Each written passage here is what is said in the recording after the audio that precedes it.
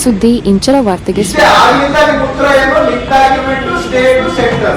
ಕೃಷ್ಣ ಬೈರೇಗೌಡರಿಂದ ಅಧಿಕಾರಿಗಳ ಎಲ್ಲಿಂದ ಉತ್ಪಾದನೆ ಮಾಡ್ತಾ ಇದ್ದೀರಾ? ವರ್ಷ 92,000 ಜನ ಅನಕ್ಷರಸ್ಥರ ಮ್ಯಾನುಫ್ಯಾಕ್ಚರ್ ಮಾಡ್ತೀರಾ?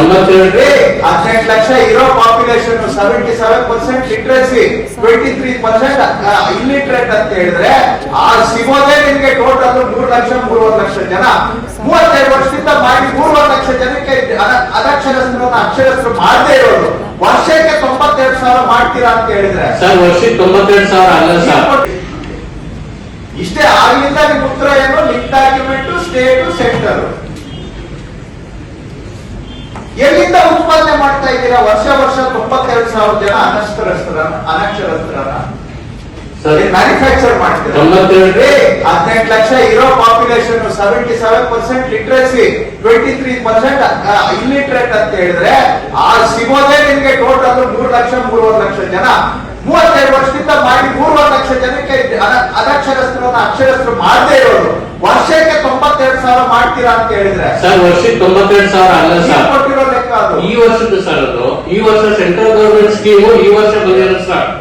ಮುಂಚೆ ಬರೀ ಹಾಗಾದ್ರೆ 30 ವರ್ಷದಿಂದ ಏನು ಮಾಡೇ ಇಲ್ಲ. 85,000 ಆಗಿದೆ ಸರ್ ಅದು. ಹಳ್ಳಿಗೆ ಹೋಗಿ ಏನು ಮಾಡೇ ಇಲ್ಲ ನಾವು ಸರ್. ಕ್ಯಾಂಪೇನ್ ಮಾಡಲ್ಲಿ ಕೆಲಸ ಆಗೇ ಇಲ್ಲ. ನೀವು ಬಂದ ಮೇಲೆ ಕೆಲಸ ಆಗ್ತಾ ಇರೋದು. ಅದಕ್ಕೆ ನಿಮ್ ಹಿಂದೆ ಇದ್ದವ್ರು ಯಾರು ಕೆಲಸ ಮಾಡಿಲ್ಲ, ಎಲ್ಲ ತಪ್ಪು ಲೆಕ್ಕ ಕೊಟ್ಟು ಹೋಗಿದ್ದಾರೆ ಸರ್. ಇದುವರೆಗೂ 85,000 ಆಗಿದೆ ಸರ್. 3 ವರ್ಷದಲ್ಲಿ 85,000, ಒಂದೇ ವರ್ಷದಲ್ಲಿ 92,000 ಸರ್. ಅದು ಟಾರ್ಗೆಟ್ ಕೊಟ್ಟಿದ್ದಾರೆ ಸರ್. ಅದು ಅಷ್ಟಿಲ್ಲ ಸರ್. ಅದು ಸರ್ವೆ ಮಾಡಿಸಿದಾಗ ಬರೀ 24,000 ಸಿಕ್ಕಿದೆ ಸರ್. ಅದರಲ್ಲಿ ಟಾರ್ಗೆಟ್ ನೀವು ಕೊಟ್ಟಿರೋದು ಅದೇ ಸರ್. 75,000 ಟಾರ್ಗೆಟ್ ಕೊಟ್ಟಿದ್ರು ಸೆಂಟ್ರಲ್ ಗವರ್ಮೆಂಟ್. ಅದ್ರ 24,935 ಅಷ್ಟೇ ಸಿಕ್ಕಿದೆ ಸರ್. ಅದು ದುಡ್ಡಿಗೂ ಬಂದಿದೆ ಸರ್. ಅದು ಕಾರ್ಯಕ್ರಮ ಶುರುವಾಗಿಲ್ಲ. ಇನ್ನು ಎಷ್ಟು ವರ್ಷ ಇದನ್ನ ಮಾಡಬೇಕು ಅಂತಿದೆ? ಸರ್, 4 ವರ್ಷ ಆಯ್ತು ಈ ಕಾರ್ಯಕ್ರಮ ಶುರುವಾಗಿ. ಅನಕ್ಷರಸ್ಥರನ್ನ ಅಕ್ಷರಸ್ಥರನ್ನಾಗಿ ಮಾಡೋದು ಶುರುವಾಗಿ. ಇನ್ನ ಎಷ್ಟು ವರ್ಷ ಮಾಡ್ತೀರಾ ಸರ್? 27 ಟಾರ್ಗೆಟ್ ಇಟ್ಕೊಂಡಿದೆ ಸರ್ ಸೆಂಟ್ರಲ್ ಗವರ್ಮೆಂಟ್ 2020.